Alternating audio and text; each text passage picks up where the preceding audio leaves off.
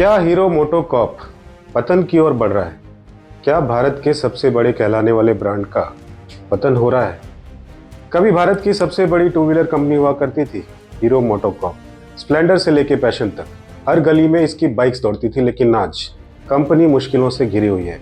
सुना होगा आपने, हाल ही में सीईओ समेत कई बड़े अधिकारियों के इस्तीफे ने कंपनी के भविष्य पर और भी सवाल खड़े कर दिए हैं। क्या इस कंपनी के अंत की शुरुआत है ये, या फिर मुंजाल परिवार इसे बचा पाएगा? इस कहानी में कई राज छुपे हैं जिन्हें हम एक एक करके खोलेंगे। क्रिएशन, राइज और फॉल पर बात करेंगे। जुड़े रहिएगा।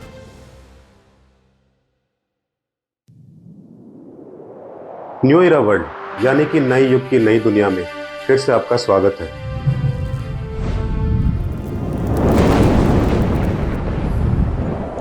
हीरो मोटोकॉर्प की कहानी सिर्फ एक कंपनी की नहीं बल्कि एक सपने की है। एक ऐसा सपना जो पाकिस्तान के छोटे से गांव से शुरू हुआ था और भारत की सबसे बड़ी टू व्हीलर कंपनी तक पहुंचा। मुंजाल परिवार का जन्म पाकिस्तान में कमालिया नामक जगह पर हुआ था।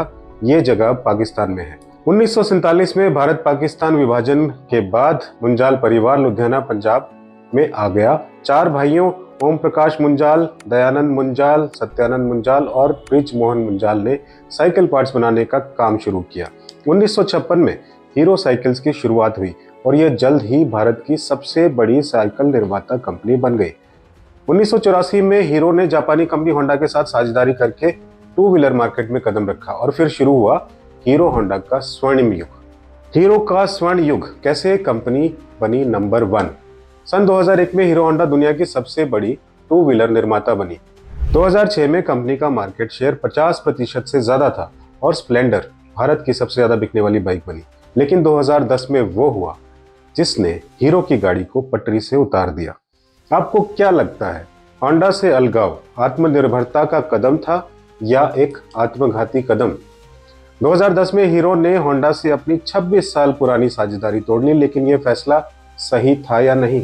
हीरो की R&D कमजोर थी जबकि होंडा टेक्नोलॉजी में आगे था। होंडा ने भारत में खुद एंट्री कर ली और एक्टिवा स्कूटर से बाजार पर कब्जा जमाना शुरू कर दिया। हीरो नए इनोवेशंस नहीं कर पाया जबकि बजाज और टीवीएस जैसी कंपनियों ने धड़ाधड़ नए मॉडल लॉन्च किए और फिर धीरे धीरे हीरो की मुश्किलें बढ़ने लगी और अब हालात इतने खराब हो गए कि कंपनी के बड़े अधिकारी इस्तीफा देकर जा रहे हैं। हाल ही में हुए बड़े इस्तीफे क्या खतरे की घंटी बज चुकी है? किसी भी कंपनी में शीर्ष अधिकारियों का इस्तीफा आना एक बड़ा संकेत होता है कि अंदर कुछ गड़बड़ चल रही है और हीरो मोटोकॉर्प के साथ हाल में यही हुआ। कौन कौन छोड़ के जा चुका है हीरो को? सीईओ निरंजन गुप्ता ने दिया इस्तीफा 31 जनवरी 2025 को। उन्होंने प्रभावी रूप से पद छोड़ने का निर्णय किया। उधर रीमा जैन जो मुख्य सूचना और डिजिटल अधिकारी थी, दिसंबर 2022 में कंपनी से विदा ले लेती है। समीर पांडे प्रतिभा प्रबंधन प्रमुख यानी कि HR वाले, मार्च 2025 में इस्तीफा दिया उन्होंने। स्वदेश श्रीवास्तव CBO इमर्जिंग मोबिलिटी हाल ही में कंपनी छोड़ी। चंद्रशेखर राधाकृष्णन मुख्य विपणन अधिकारी पद से इस्तीफा दे देते हैं। धर्म रक्षित HR के जो हेड थे, हाल ही में उन्होंने भी इस्तीफा दे दिया। इतने बड़े स्तर पर इस्तीफे क्यों हो रहे हैं? क्या है आखिर कंपनी के अंदरूनी हालात? उधर अगर हम बात करें बिक्री के गिरावट के आंकड़ों की, तो वो भी चौंकाने वाले हैं। बाजार में हीरो की पकड़ कमजोर होती जा रही है। कुछ ताजा आंकड़ों पर अगर हम नजर डालें तो दिसंबर 2024 में बिक्री में 17.5% की गिरावट आई। कंपनी ने इस महीने में 3,24,000 यूनिट्स बेचे, जबकि पिछले साल इसी महीने में 3,93,000 यूनिट्स बिके थे। फरवरी 2025 में कुल बिक्री 3,88,068 यूनिट्स का था। पिछले साल इसी महीने में 4,68,410 यूनिट्स बिके थे, यानी लगभग 17% की गिरावट। मार्केट शेयर में भी गिरावट आई है। 2023 में 31.33 से घटकर 2024 में 29.02% और जनवरी 2025 में 26.92% पर आ गया। ये आंकड़े बताते हैं कि हीरो पर संकट के बादल तो दिख रहे हैं। क्या ये प्रतिस्पर्धा का बढ़ता दबाव है या कुछ और, या कोई और ले रहा है हीरो की जगह?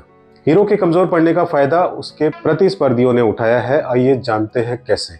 Honda motorcycle and scooters India limited HMSI 2024 में 4.7 मिलियन यूनिट्स की बिक्री, जो 20% की वृद्धि है। इससे हीरो और होंडा के बीच का अंतर आधा हो गया है।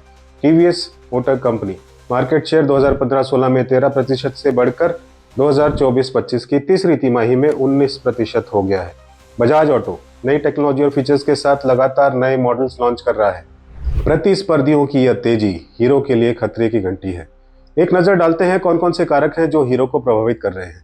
हीरो मोटोकॉर्प की गिरावट के पीछे कई कारण हैं। इनमें से कुछ बाहरी हैं, जबकि कुछ कंपनी की अपनी रणनीतिक गलतियां भी हैं। उनमें से एक सबसे इंपॉर्टेंट बात है R&D में कमी और इनोवेशंस की धीमी गति। होंडा से अलग होने के बाद हीरो ने अपनी स्वतंत्र R&D यूनिट बनाई, लेकिन वह होंडा जितनी उन्नत नहीं थी। नई बाइक्स और इंजन टेक्नोलॉजी में हीरो पीछे रह गया, जबकि बजाज, टीवीएस और होंडा ने नए फीचर्स और इनोवेटिव डिजाइन्स पेश किए। उदाहरण की अगर हम बात करें तो 125 सीसी और 150 सीसी सेगमेंट में बजाज पल्सर, होंडा यूनिकॉर्न और टीवीएस अपाचे ने ज्यादा आधुनिक टेक्नोलॉजी दी, जबकि हीरो अपने पुराने प्लेटफॉर्म पर टिका रहा। इलेक्ट्रिक मोबिलिटी में देरी। ईवी मार्केट में हीरो की शुरुआत काफी धीमी रही। टीवीएस आई क्यूब और बजाज चेतक जैसे इलेक्ट्रिक स्कूटर्स ने अच्छी शुरुआत की, लेकिन हीरो ने पहले ईवी लॉन्च में काफी देर कर दी। हीरो का VIDA V1 स्कूटर लॉन्च हुआ, लेकिन उसकी अधिक कीमत और कम रेंज के कारण ग्राहक आकर्षित नहीं हुए। बढ़ती प्रतिस्पर्धा तो थी ही, साथ साथ होंडा की आक्रामक रणनीति का भी असर दिखता है। होंडा ने हीरो से अलग होने के बाद खुद को मजबूत किया और एक्टिवा स्कूटर के जरिए बाजार पर कब्जा कर लिया। स्प्लेंडर को टक्कर देने के लिए होंडा शाइन ने जोर पकड़ा और 125 सीसी सेगमेंट में सबसे ज्यादा बिकने वाली बाइक बन गई। ब्रांड इमेज और मार्केटिंग में कमजोरी बहुत बड़ा कारण होता है साथ में, जिस पे अक्सर ध्यान नहीं दिया जाता और ये रीढ़ को कमजोर करते हैं कंपनी के। हीरो की ब्रांड इमेज अब भी सस्ती और भरोसेमंद बाइक्स तक सीमित दिखाई दी कई जगह। बजाज और टीवीएस ने अपनी बाइक्स को प्रीमियम लुक्स और फीचर्स के साथ पेश किया, जिनसे उनकी बिक्री बढ़ी। युवाओं के बीच पल्सर और अपाचे जैसी बाइक्स का क्रेज बढ़ा, लेकिन हीरो कोई प्रभावी मॉडल नहीं दे पाया। कॉर्पोरेट गवर्नेंस और लीडरशिप संकट भी सामने आने लगा। अब हाल ही में CEO और कई टॉप अधिकारियों के इस्तीफे इस बात का संकेत देते हैं कि अंदरूनी स्तर पर कंपनी में अस्थिरता है, और साथ ही राजनीतिक फैसलों में देरी और नए उत्पादों की धीमी लॉन्चिंग से निवेशकों का भरोसा भी कम हुआ है। अब गंभीर सवाल यह है कि क्या हीरो बच सकता है?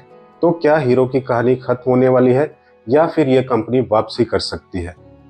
संभावित समाधान और रणनीतियों की अगर हम बात करें तो ईवी सेगमेंट में तेजी से निवेश, हीरो को इलेक्ट्रिक वाहनों के विकास में तेजी लानी होगी और प्रीमियम ईवीज लॉन्च करने होंगे। नई बाइक्स और स्कूटर्स पर फोकस करना होगा।